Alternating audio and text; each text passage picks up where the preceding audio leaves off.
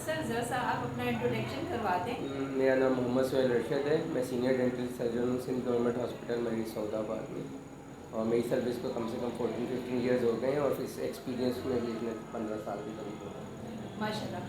तो सर मैं आपसे ये पूछना चाहूँगी कि हम लोग अपनी सोसाइटी में देखते हैं कि छोटे बच्चे जो होते हैं ना, उनके दांत बाहर की तरफ निकलना शुरू हो जाते हैं, तो उसका क्या रीज़न है?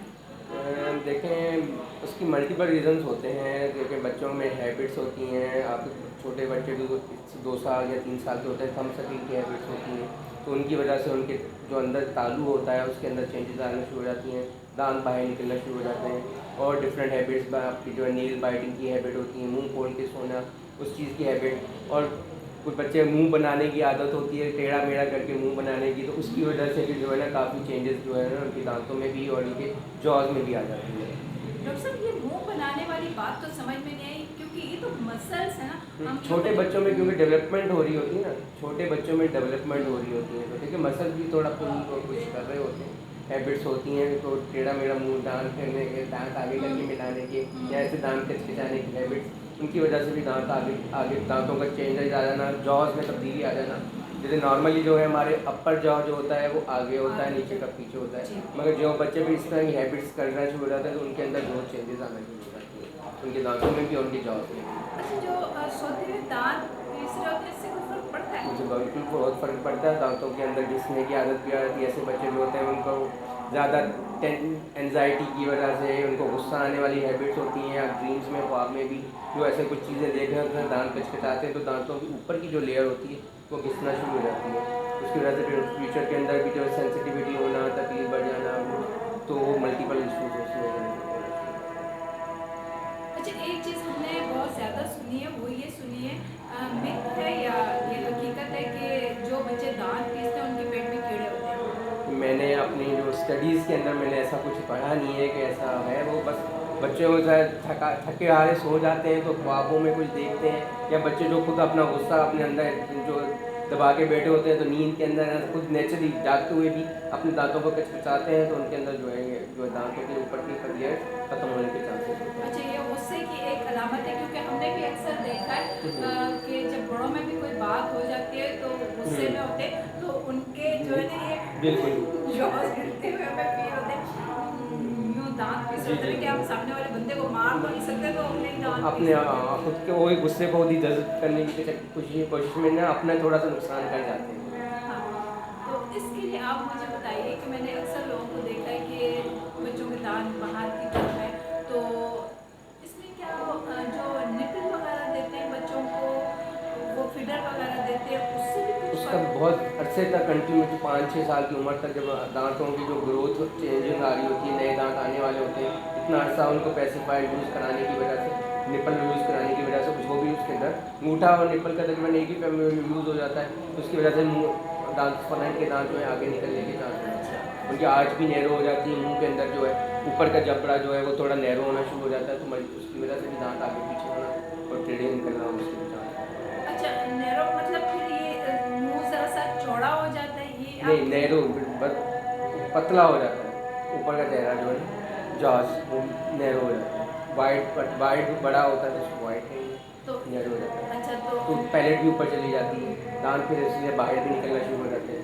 अच्छा, जी। तो जब वो वायर लगवाने के लिए आते हैं कि वो डेंटिस्ट के पास जाते हैं, एक वायर लगवाने के लिए आते हैं, आजकल तो वो एक फैशन भी बन जी। गया है, तो आप क्या कहते हैं कि किस एज में आना चाहिए बच्चों को वो वायर लगवाने के लिए? लगवानी चाहिए, नहीं लगवानी चाहिए? लोग सफाई करवा सकते हैं, कर सकते हैं या नहीं कर सकते हैं? ज़ाहिर है वायर लगा के छोड़ देना जो है वो मैं समझती हूँ कि सही नहीं है, हेल्थ के लिए सही नहीं है, तो आप क्या कहते हैं? देखिए, फिक्स ब्रेसेस जो ट्रीटमेंट होती है, जब परमानेंट दांत आ जाते हैं, दांत जो 10 साल से उम्र से लेके 13-14 साल की उम्र तक जब सब पक्के दांत आ जाते हैं तब लगाई जाती है, ठीक है।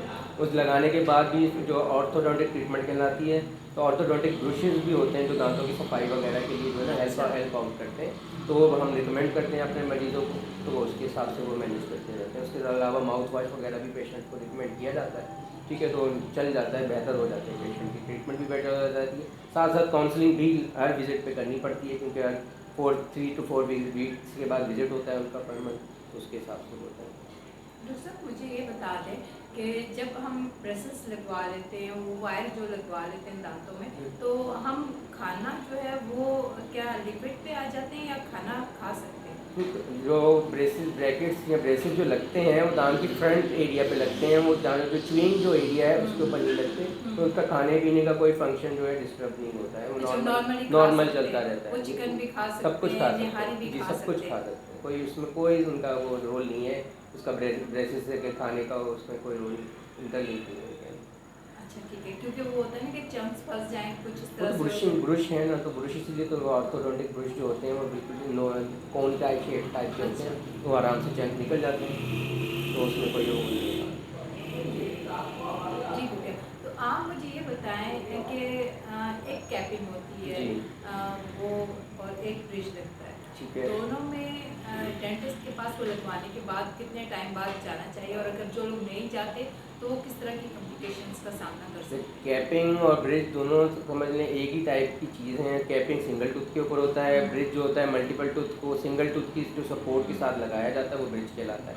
लगाने का मकसद ही यही होता है कि आपको जो है एक दफ़ा आप लगवाएं और अपना जो है अपना दोबारा जाने की ज़रूरत ना पड़े, अनटिल अनलेस आपके अंदर कोई और हैबिट्स हैं, आपको कहाँ आपको टूथ पिक यूज़ करने की हैबिट है या फिर और कोई दांत के जो ग्राइंडिंग की हैबिट है, तो उसकी वजह से भी उनके अंदर उस ब्रिज के अंदर थोड़ी सी चेंजिंग आ जाती है, उसके लिए फिर मजबूरन जो है दोबारा विजिट करना पड़ जाता है, और फिर हम लोग उनको पेशेंट को उसी के उनकी कंप्लेंट के अकॉर्डिंग जो गाइड कर देते हैं, समझा देते हैं, जहाँ चेंज करने की ज़रूरत पड़ती है वहाँ चेंज कर दिया जाता है। अच्छा, कुछ लोगों की शिकायत ये सुनी गई है कि उन्होंने ब्रिज लगवाया, ब्रिज के अंदर इतना कचरा जमा हो गया कि वहाँ पे इन्फेक्शन हो गया, वो क्या चीज़ होती है? देखिए ब्रिज जो है हमारे नेचुरली जो है हर ईयरली हमारे जो गम्स हैं उनके और जो दांतों के दरमियान में थोड़ा सा ईयरली जो हमने सुना है और पढ़ा है, थोड़ा सा माइनर से गैप आ जाता है। अब ब्रिज अगर 10 से 15 साल पुराना है, उसके साथ पेशेंट को और कोई सिस्टमिक डिजीज़ भी आ गई, कोई डायबिटीज़ हो गया, आर्थराइटिस वगैरह हो गया और कोई हार्मोनल इश्यूज हो गए, उसकी वजह से बहुत ज़्यादा प्रॉब्लम होते हैं, गम खत्म हो गया, बोन रॉस होना शुरू हो गई, तो जो उसकी वजह से फिर गैप आना शुरू हो जाता है, खाना स्टक करना शुरू हो जाता है, खाना पचना शुरू हो जाता है, तो उसको उसके अकॉर्डिंग उसी सिचुएशन के अकॉर्डिंग मैनेज किया जाता है। अच्छा, तो पेशेंट को एडवाइस किया जाता है कि क्या करना है, चाहिए अपनी हैबिट्स कंट्रोल करनी है या उसको चेंज करना है, ठीक है, सब कुछ है, उसको काउंसलिंग करनी पड़ती है उसके लिए। अच्छा, यहाँ पर मैं चाहूँगी कि आप उन पेरेंट्स को मैसेज दीजिए जो बच्चे अभी छोटे हैं और वो रात को चॉकलेट्स खाते हुए सो जाते हैं, ब्रश उनके पेरेंट्स नहीं करवाते हैं या भूल जाते हैं और वो खाते हुए सो जाते हैं, उनके लिए एक मैसेज दे दें लास्ट में, और एक मैसेज उन लोगों को दे दें कि जो लोग अपने बच्चों को फीडर्स और निपल्स वगैरह यूज़ करवाते हैं, उनके लिए एक मैसेज दें। देखें आजकल बच्चे जो हैं वो पेरेंट्स भी थोड़ा सा ये होता है कि उनको भी टाइम लेने का जो है बच्चों को देने का बड़ा प्रॉब्लम हो जाता है। तो सबसे अगर रात को बच्चे चॉकलेट खा रहे हैं और आपने चॉकलेट दी है तो बच्चों को ब्रश भी पकड़ा सकते हैं, ब्रश भी कर सकते हैं, उनको कहने का उनको गाइड कर सकते हैं।